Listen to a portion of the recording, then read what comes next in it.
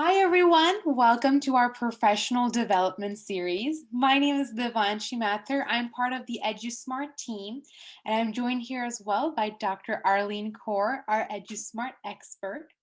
While Dr. Rosales is setting up, I just wanted to take a moment to introduce EduSmart to those of you who might not know who we are. Since 2007, EduSmart has been passionate about supporting science teachers and students by providing standards-based content designed to engage students, help support teachers, and make learning science fun and memorable for all. Our headquarters is in Austin, but we support campuses all across Texas. In addition, our Florida expansion is taking off thanks to the leadership and direction of Dr. Arlene Kaur. We serve over 1,000 campuses in Texas and over 250,000 students and teachers. EduSmart is constantly being improved to reflect the ever-changing demands of our students.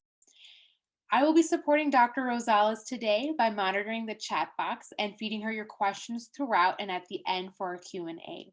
Additionally, if you are interested in receiving a certificate, please leave your name and email in the chat box and I will get those to you. Everyone who's registered today will also receive a recording of today's presentation. And now a little bit about our presenter. Dr. Ava D. Rosales is the former executive director for the Miami-Dade County Public Schools Department of Science, the fourth largest school system in the United States. She is a veteran educator and administrator with over 32 years of experience in science and STEM, curriculum development, teaching and learning, education leadership, and teacher professional development. Her tenure in the public school system has realized systematic sustainability for STEM programs, initiatives, and community collaborations. She is an amazing person, incredibly talented, incredibly smart, and we are so thrilled to have her speak with us today. Please give a warm welcome to Dr. Rosales. Thank you so much, Devanshi, for that kind introduction. So today we're going to talk about tech-based and student-centered differentiated approach. So in your chat box, could you jot down which your cultural heritage that you identify with? I'll give you an example. I am from Jamaica. So I see that we have Texans coming in. We have a Haitian heritage, Mexican. We have more people with blended backgrounds. We have people who are partially Persian, Native American, European, Asian. We have people from all around the world here. That is excellent. So Devanshi, I know you're from India. You have Indian heritage. How do you say hello? So I speak Hindi at home, and so we say hello by saying namaste. Oh, excellent. And for my friends who said Mexican or Hispanic heritage, hola, mis amigos, mis amigas, bonjour, sapase to my Haitian friend, bonjour, willkommen to my German friends. So great to have everybody here. So we're going to discuss differentiated instruction today, and it's so important to get to know your students, to get to know their background. Just something as simple as understanding their cultural heritage is one way to get closer to students so that they know that you're invested in them and that you really care about them as a person. We're going to model the use of tech-based resources that will help to facilitate differentiation in the science classroom, and reiterate that identifying and addressing students as individuals can only maximize teaching and learning. So I want you to take a quick poll, and it's only 7 questions, and Devanshi will send that out to you, and I'm going to play a little music while you complete your survey.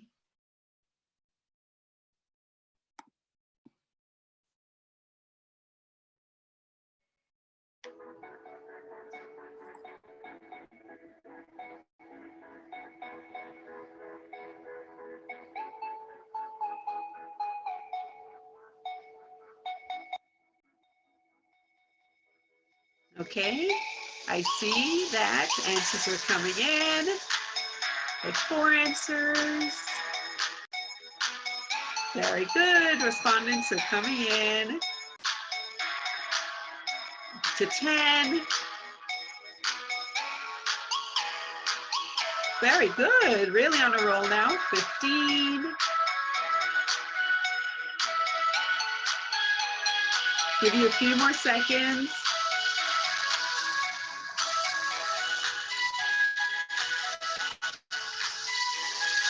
Excellent. Okay, I think we're wrapping up. Very good, very good. So what I can tell you when I'm looking at the results of the poll, this was a VAK survey. It was just a sampling of it, where it will tell you what percentage are you visual, auditory, or kinesthetic in terms of learning style. And I see that we are across the board here, and you probably noticed as you were responding that you may have responded visual, sometimes auditory, maybe kinesthetic. So this is the same thing that we will find with our students, that of course, depending on the task, depends on which learning style that you might rely more on. And we're not all just one learning style, and we change depending on the situation and as we get older. But what we can say is that there isn't one learning style in front of us at any one time. So with the participants here, I have responses across visual, auditory, and kinesthetic. So let me say a little bit about my learning style. I like things very succinct. So if I can get the same content visually, as opposed to sitting and reading about it, I'm going to go with the visual, the audio visual.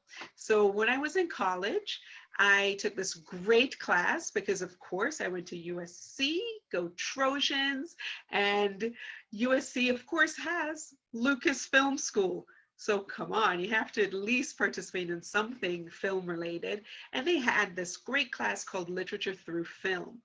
And one of the books that we had to read, even though it was through film, what we would do is watch the movie and the associated book we would have to read.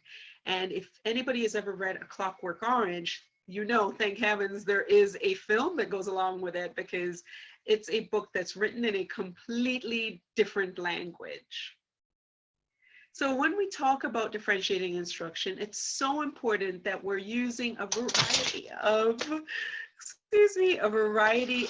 methods in order to maximize learning, that we're tailoring instruction to meet the needs of students, to accomplish whatever our instructional goals are, whatever the standards are that we expect students to learn. We have to find a way for students to connect with those standards by using these various methods that are aligned with their learning styles. So differentiated instruction has 4 simple components. You have to look at the content, which we have our state mandated standards. And when we talk about content in differentiated instruction, are we scaffolding? Do we have those foundational standards that students need in order to be successful? Do we have accelerated resources available to push students who are already at mastery of the standard? So we want to support students to get them to understand and be successful with the standard, and we also want to push them a little further. Do we have processes in place? Do we have different strategies and accommodations that will be employed to maximize student learning? Are we using audio-visual material? Are we flipping the classroom? What are the things that we are bringing? Are we using an LMS in order to generate student accommodations and resources to assist them? Then we look at the product. Are we allowing students to share their understanding of content in a way that maximizes their skills and their abilities? Are we allowing them to use their learning style to present their understanding of the information? Could they do it in the form of a poem, a story? Could they create a film to show their understanding of the concept? And are we getting them in the learning environment that helps to maximize their comfort in the classroom? And even with distance learning while they're at home, are you reminding them to be in an environment that's conducive to their learning? We know that research says that boys need lower lighting in order for them to work to their maximal capacity. Okay, so these are things that we want to make sure we keep in mind when we're doing differentiated instruction. We have, just as we saw earlier when we did our little cultural check-in, we have a diverse group of students in front of us. In just this small webinar, we saw how many different cultures were represented, and we have no fewer when we look at our classroom. Are we being sensitive to the genders in front of us? And we know in the 21st century, it's not just male, female, but we also have other, and we want to be using the appropriate pronouns to make students feel safe and comfortable in the learning environment. The cultures that are in front of us, the behaviors and expectations associated with those cultures, because some cultures, looking an adult in the eyes while they're speaking is not polite. And in other cultures, it's impolite if you're not looking into the eyes of somebody who's speaking to you or speaking with you. So just being sensitive to various cultures. There are some cultures where the school is the end all be all. The teacher has full authority over the student. And then there are some cultures where the teacher is just there to instruct, and that's it. So just being mindful of this is very important in education. The background that students bring with them, what skills and knowledge. We have some students who come with maybe a language deficiency, but their knowledge may even be ahead of where the students are currently in that grade level. So just because there is a language barrier doesn't mean that there is a knowledge deficiency. We also have students who come with no formal education. They have not been in a classroom, but they have a lot of life skills that probably we could tap into to help them to make connections to the content. We need to know where students are and how we can support them to get them to where we want them to be. What are their interests? How can we leverage and maximize teaching and learning by tapping into the interests of students? If they like to dance, if they like to sing, if they like to act, they may like to rap, or even sports and gaming. How do we connect that interest and that passion to make them as passionate about the content that you want them to learn? So planning for student success, we want to make sure that we're tailoring the instruction, that we have instructional delivery that is varied in nature to meet the various learning styles, that our classroom environment is one that's conducive to learning. If we have visually impaired, hearing impaired, even if they're using their assistive devices, that we still put them in a proximity so that we can ensure that they're understanding fully. Maybe they don't even know they need those assistive devices, or they don't have the means to get those assistive devices. So just brightening the lights, putting them by a little table lamp may make all the difference to that child.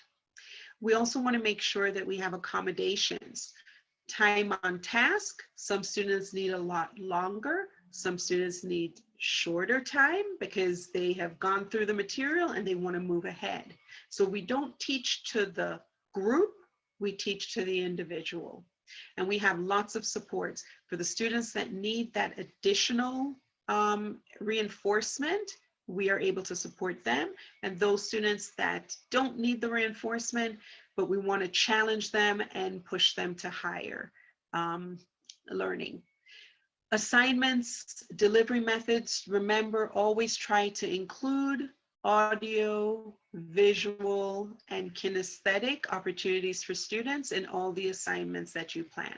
Could you tell me some of the ways you tailor your instruction to meet the needs of different students? So I see some chat going on. Yes, so we have some teachers or some of our guests writing down that they do um, good morning touch bases to learn more about how each student is doing. We have another person writing in that they add video and audio clips to their online lessons. We have more teachers writing that they try to meet the language needs of each of their children by connecting them with resources in their language. Some of these teachers are bilingual. They can speak some here through more than 3 languages. So they're able to connect with their students on that level. We have a lot of responses. Excellent, wonderful. So I see that you're getting to know your students, and that is the key. Know your students. They can bring you their assignments using varied learning styles. They may want to, those that like to write, those linguistic learners, they can just write away, or you may have some that may develop a cartoon strip and present the content in that manner. So just being open to accepting assignment products based on student learning styles is a wonderful way for differentiating products. Know and capitalize on the learning styles and interests of your students. That is one of the biggest keys to student success. And technology is a perfect avenue to do this. So we need to think, how can we leverage technology to be used by students as consumers, and then also for them to produce assignments through technology? This is the 21st century, and we know that students use technology. The question is, are they using it in the right way and in a way that will maximize their understanding of content? So let's take a look at how we have a resource that can help to provide accommodations for students. This particular digital resource will allow students to manipulate the content to meet their needs. So in this platform, you'll see that we have an English reader available, and we also have a Spanish version, which will provide the students with the same content. And I do recall that somebody had put in the chat that they use different language resources. So we're going to take a look at the English, and you'll see it's very colorful. This product uses a lot of visual literacy. And it actually reads aloud to the students if they so choose. They can change the speed. They can change the gender from male to female. Swallow the first bite, and you are immediately ready for the second. Chocolate cake is definitely the best tasting treat ever. You would love chocolate cake is here. It is so delicious. Okay, so they can also, if they want to play around with the font size to make it larger, they can make it larger, easier for them to read. They can also work on the coloring, change the background. They can have lots of fun while reading. And it puts students in control. It lets them realize that they have control of their own learning. If students don't like the colors, they can change it to black and white. And they can invert the text. And of course, you have reading comprehension questions, content-based and literacy-based at the end of each of these readers. And you'll see that the Spanish version has the same features.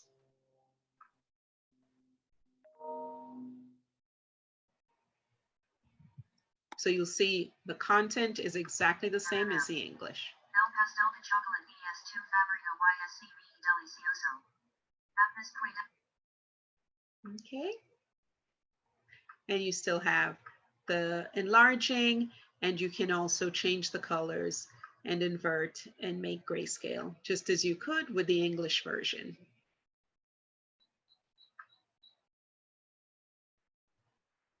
And there you have your reading comprehension and content.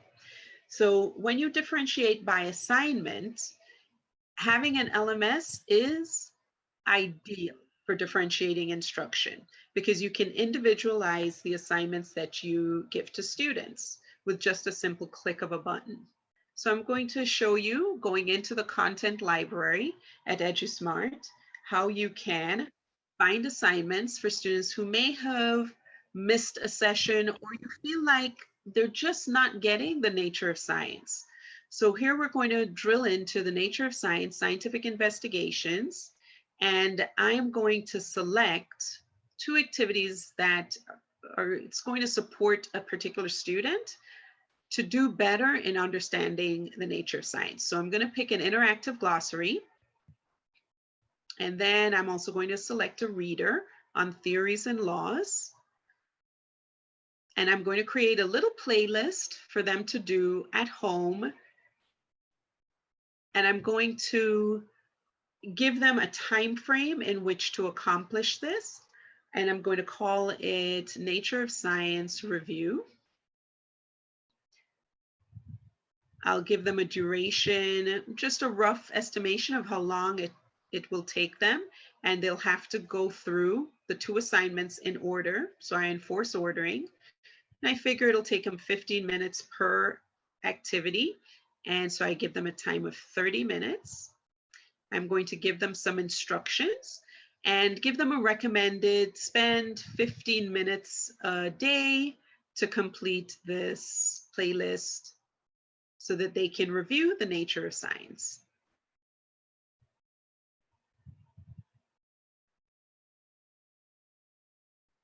Okay. So that it reminds them that, you know, this is for them to review. It should not be new to them. And then I'm going to save the assignment. And then I will be able to push it out to, if I feel there's an entire class that needs this, I could push it out to the entire class. If it is 1 student, several students that need this refresher, I could do that as well. So there is my assignment. And then I am going to assign this assignment to a student because I noticed that this one student, Ava, is not really catching on with the nature of science. So I'm going to assign it to her to start today. And I'll give her about a week because I know she has other assignments that has to be completed. And so I'll have it end by the 3rd. I already gave her directions to take about 15 minutes a day. And then I click assign and Ava now has the assignment. So what the student will see, which an LMS is ideal because they take ownership again of their learning. Instruction for differentiation needs to be student-centered. It's individualized to the student. So when we go into the LMS, it's really attractive. It's very clean. You'll see they have due assignments, past due assignments, and those that they have completed so that they can keep track of what they need to do, what they have done, and what they still need to do.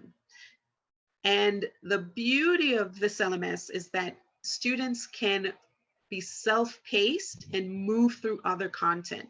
Let's say Ava really wanted to dive deeper into nature of science or even a physical science concept. You'll see she has access to all the resources that are there and she can read ahead or go back and remediate. So differentiating instruction is within you. You have the power. Teaching is very, very difficult. This is probably one of the hardest careers out there. We teach all future careers. So there is not a single career that can say they are harder than teaching, because we create the professionals. And differentiating, when we have the right resources, it's a lot easier than we think. And I want you to look to the work of Maslow and social emotional learning, because that is the way that you're going to meet the needs of all students, by first understanding students, addressing their emotional needs. You as an educator have empathy. That is probably the most important quality to have as an educator. We cannot avoid diversity. We see just in this session alone how diverse we are as teachers and educators. Children are the same. And we teach a lot more children than the number that are currently here on this webinar. We have to have understanding that all children have potential. We must have compassion for every child that enters our classroom. Especially now, we know that compassion is key, because we do not have level playing fields for students. We don't have the same resources available to every child, but we're trying. But we must understand and have compassion that it's going to take some students a little longer. We also have to be advocates for all students. When they don't have, what can we do to give?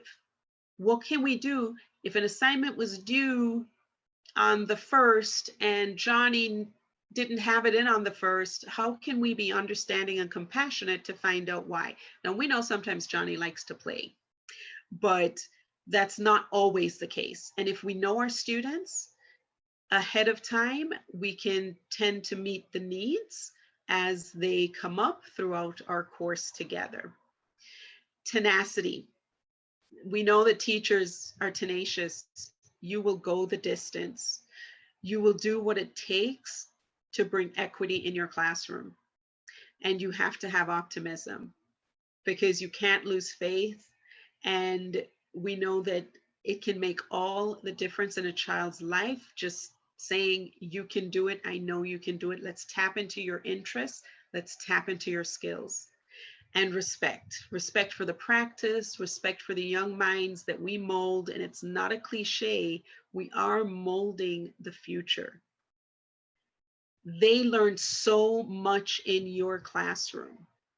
They will believe you over their parents, because we know that you bring a better tomorrow, because each child is unique and has something special to offer. So thank you for your time today. And I have nothing further to present. So I am open for questions. If there's anything that came up in the chat. Absolutely. We did have a few questions that came up. But before we get into those, Dr. Rosales had prepared a worksheet that went along with her presentation today.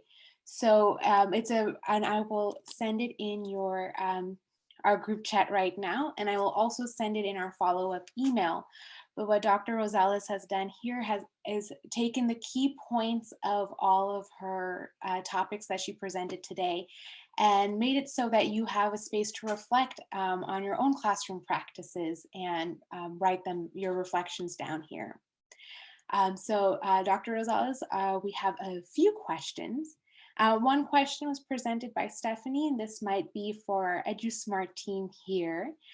Stephanie was wondering, once an assignment is assigned, or how can we change due dates once they've already been assigned?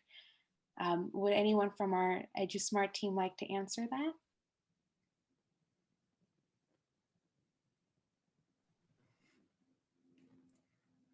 Mark, are you there? Yes, I'm here. I don't think there's a way to change the assignment date once students have started interacting with it. What we're doing is we're working on giving teachers the ability, if they change their mind about an assignment or they think they mistakenly assigned it, that they'll be able to pull that back and then reassign it. But that brings up an interesting point that you may want to extend an assignment deadline or something like that, and I'll definitely bring that to our support team to look at. Thank you, Mark. Stephanie, would you like to elaborate on that? If you'd like to unmute. Yes, I've been using the EduSmart program since the beginning of the year.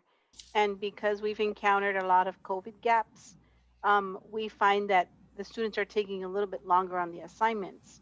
So because of the reading levels and the readability, we're finding that it's turning the assignments red because they're past due.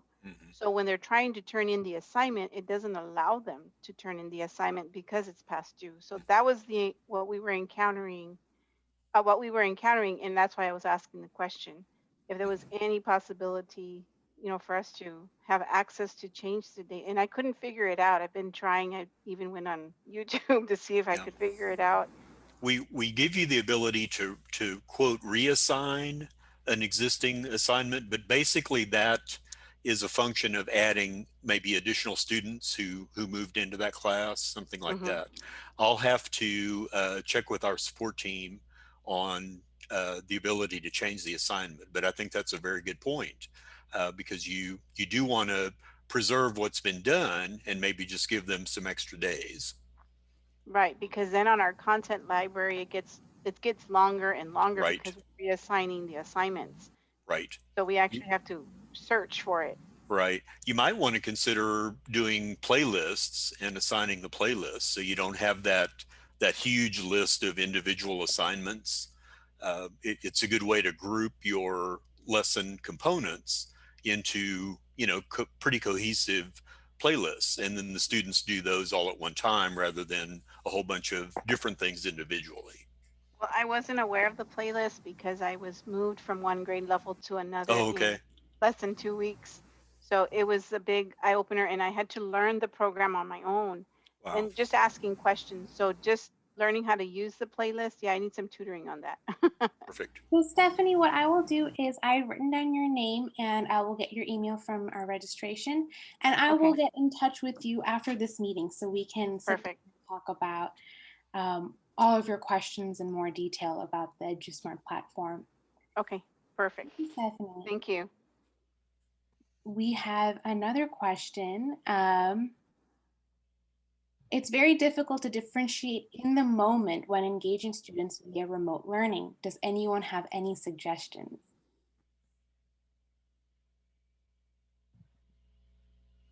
Dr. Rosales, would you like to speak to that? Certainly. So you want to make sure that when you're planning with auditory, visual, and kinesthetic learners in mind.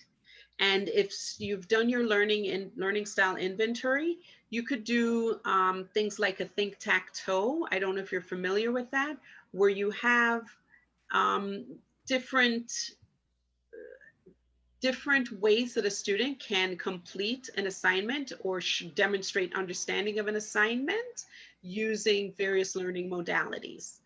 So you could just have some generic, write a poem, create a play, write a song, write an essay, develop a short story, and then they would fill in whatever the content is. Develop a short story about the atomic theory. Does that make sense? Does that help to answer? And that way you're not trying to invent it at the moment. You already have this pre-planned up front. Thank you, Dr. Rosales. We have another question. With different activities, are grades posted automatically? And where do we find grades for the various activities? That I'm assuming that is with regards to our EduSmart LMS. Would Mark or Arlene like to respond to that? Okay, so we do have resources that have grades that are posted automatically. Those include our readers, our quizzes. Even with the student reviews, if they get, there are 3 questions positioned within the content of the review, and they get a star if they get the answer correct. It's a low stakes type of resource. They get a star if they get it, the answer correct on the first go around. If they have to take it a second time, they get a half a star. So those resources are posted to the teachers' grades as well. So this teacher could see the results for the student. And the place that you find them is under My Groups. So you would go to My Groups, and then there's a little graph action button that gives you like 5 different options on how to look at the results. And one of those includes, looking at any assessment style results like quiz grades. And if it's a quiz grade, you can actually push that out into Excel so you can copy paste it into your grade book. And again, the grade features, we've improved on them and made them more robust. Those went live a couple weeks ago, and we're really excited about those. So we had a few questions on the new reporting features for our LMS. I believe we've touched on that. But is there anything else you, Mark or Arlene, would like to speak about the reporting features? About the new features that have been added, please? I think if you have an account, by going to, like Mark said, My Groups, and you could look for yourself and see the results of how your students have done on those resources that have grading options. And if you haven't been there yet, you should see a tutorial that kind of walks you through and gives you steps on and descriptions of all the different processes. We will be posting some short help videos in the very near future under a help menu in the LMS as well. Mark, I hate to interject. When I click on My Groups, I see it brings up my reports, and it says assignment status, group assessment, or assignment report, group assessment report, student assignment report, and then student assessment report. So if I'm looking for specific grades, I would click on assignment status. That would probably be the best to look at the actual quiz grades. Because on that, when I click on it, it gives me the dates that they were due, the assigned, completed, in progress, not attempted, and then it gives me a separate report. Okay, and click on that report button then for, and then it should at some point drill down and show you the scores by student. No, it just gives me the student, and it says status completed, and then the time spent on it. There's no grade. Yeah. Stephanie, would you reach out to me, and I'll take a look at that in more detail with you? Sure. So we can, because I know that's a very, very important aspect. And if it's not intuitive, I want to know so that we can make it more intuitive. Okay. And Stephanie, this is Sandeep, and I would recommend looking under the student assessment report rather than the status, because the status is really to give you a big picture of where students are. But if you're specifically looking for quiz grades, look at the assessment reports, either as a group or by student. So it has the units, and then it has reporting category tests, and then it has the star practice. Yeah, so you would just look at the quiz. I assume you're using just the quiz. Yes, because I do elementary, but it just gives me the average score. Okay. So we can certainly mark and work with you, and we also have help videos on that we can send you. Okay.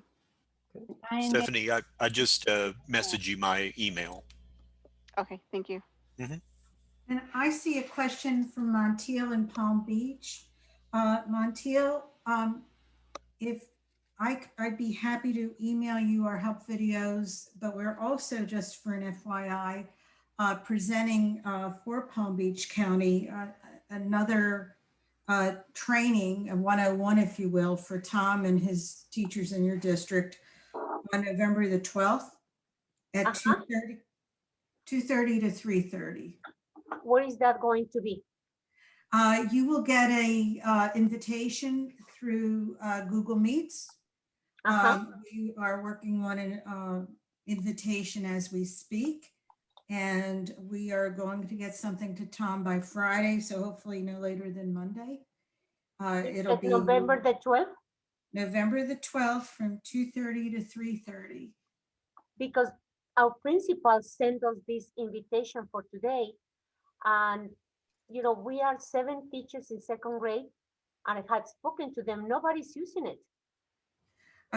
Okay, Montiel, I will email you and Okay. I will set up a training just for your school. Oh, thank you so much. Mm-hmm. You're welcome. And again, my name is Arlene. Okay, Arlene, thank you so much. Thank you, Montiel.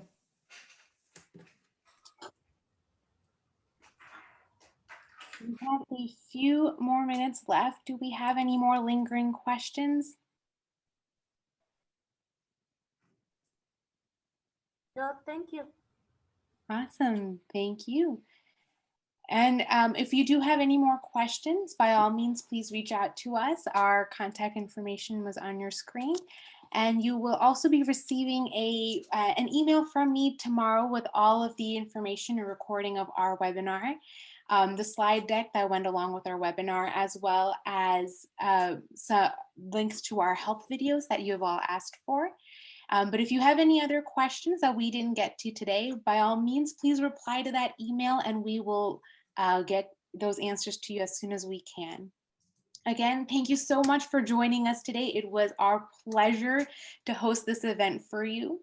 Please come back to our website to check out our upcoming webinars that will be updated for the months of November and December coming up soon. But thank you all so much for joining us today. We had a blast chatting with you. And I hope to see you in our next webinar. Thank you so much. Thank you, you. guys. Bye, everyone.